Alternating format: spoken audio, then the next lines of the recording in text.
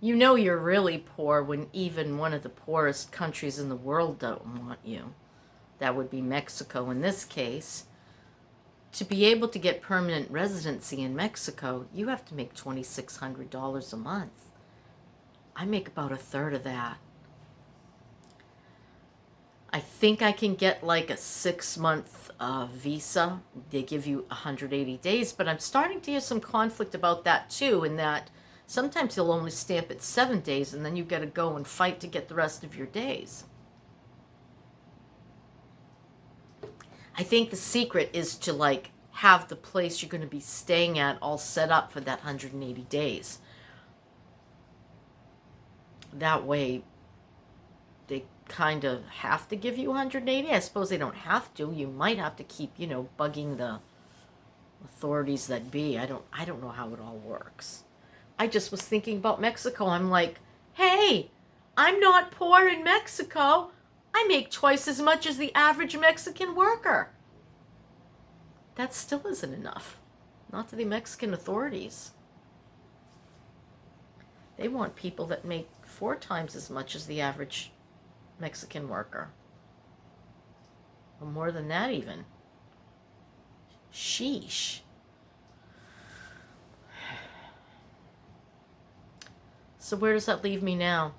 Well, I suppose I could do 6 months down in Mexico. I'm a little angry about it. Sure, I guess it would be kind of fun to travel. But what if I just want to stay in the United States of America, but I don't want to live on my kid's floor? I can't do that forever. Oh, people say maybe you could get a bigger house. Yeah, maybe. I don't know what's coming. All hell's about to break loose in the financial world. Believe it or not. I mean, follow the trends. It's every 10 to 15 years and we have a crash. Last one was 2008. But the baby boomers' first retirement run pushed that beyond the 10 years. And that's why we're just having it now, in my humble opinion. So what's a poor person to do? So I'm on a list locally for the apartments, but the last time I checked I was 41 and they didn't even have a turnover yet this year. So that could be 10 years down the road before I ever see a place. A lot of someones will have to die for me to get an apartment. Because I'm sure they ain't leaving. And then there's the fact of the matter that I don't want to live in an apartment. Be grateful you're poor! I don't want to be grateful and poor. I want to have the life I've dreamed of for most of my adult life. And that's just a tiny little quiet place on a little piece of land somewhere. Like, that's too much to ask for. There's so much land out there. Just sitting. You travel this great country and you see, excuse me, I'm still sick. What am I, day 5 of antibiotics and I'm still sick? I don't know. You travel this land and you see so much empty space. They can't give you half an acre. They smush us all into the cities and then complain about pollution. Too much population. Well, the good news is that the population's declining worldwide. So I guess there goes that argument, that there's too much population in the world. Definitely isn't going to be enough food, I don't think, for everybody. But see, that's the other thing. If I had a little piece of land, I could have 5 or 6 chickens. Then I got my eggs. Might even be able to sell a dozen here and there.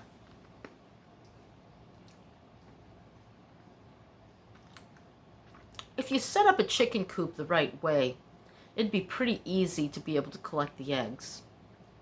Just make sure that they roll down where, the rooster can't get a hold of you, because boy, did they get mad. We had chickens and a rooster once. He was a terrorist, that rooster. Scary. My son had to use the garbage can lid to fight him off when he went to collect the eggs. Now I don't have any kids to do my dirty work.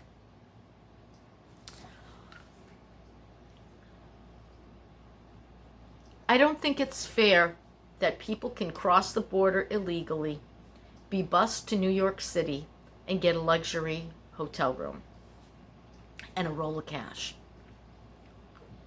And I have to survive on $8.83 a month and sleep on a squishy pad in my grandson's bedroom. I don't think it's right. My people have been here since the late 1800s, and my husband's people had been here since 1629. So, it's like, excuse me, I needed that cough drop.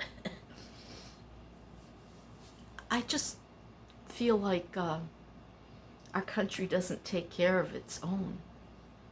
There's homeless people, and I know a lot of them have drug issues and mental health problems, but all that money that we're spending on people that weren't even born in this country could be spent on our people that have been here for generations. It just doesn't seem right.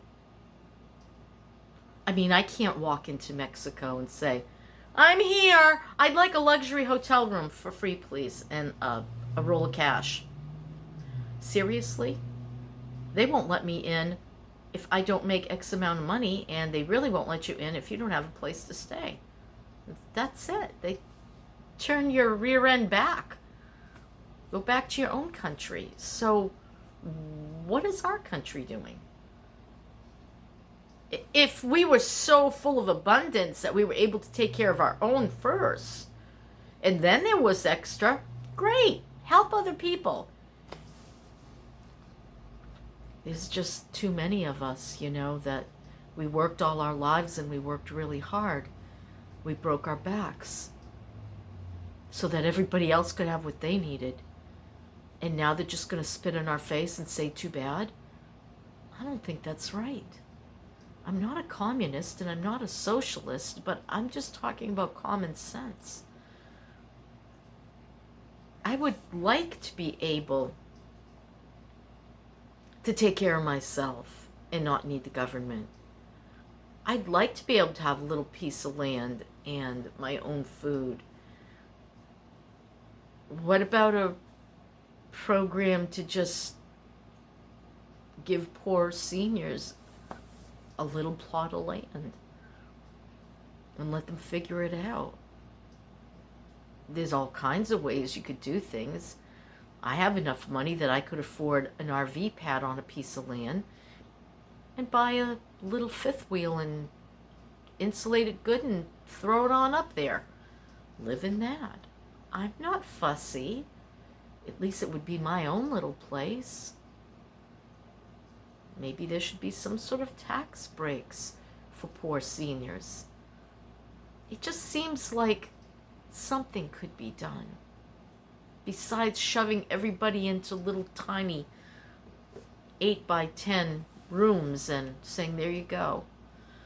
Now watch Dancing with the Stars and be happy. We have bingo Wednesday night. I don't want to look at four walls and Dancing with the Stars. I want to go dance with the real stars, up in the sky at night. Sit there and watch the moon come up. Listen to the birds and the trees and the cicadas, and listen to the wind blow across the grasses. Is that really too much to ask for in the land of the free and the home of the brave?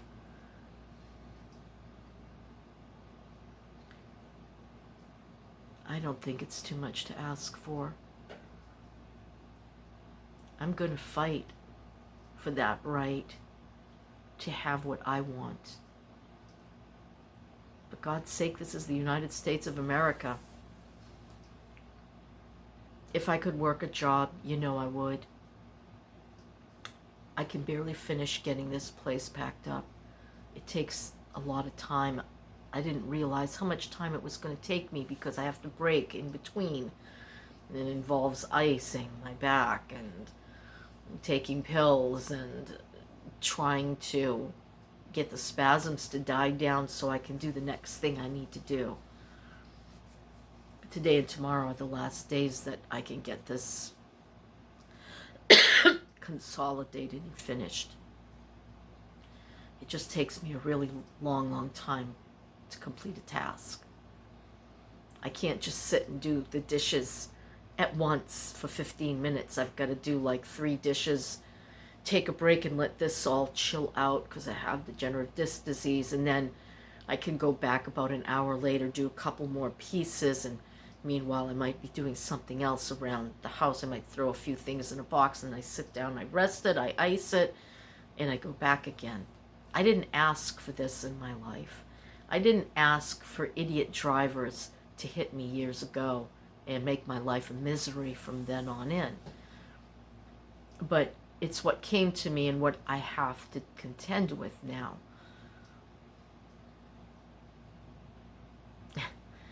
And what lawyers get for you, they're such liars.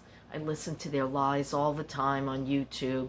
Oh, we can get you $120,000. I couldn't get barely, my little girl got hurt, and she's hurt to this day, and she got $2,500 for her ailments. My son Mike got $10,000 and I got $15,000, and it was a really bad accident, and God knows what I had to pay for their massage and adjustment therapy and for my own.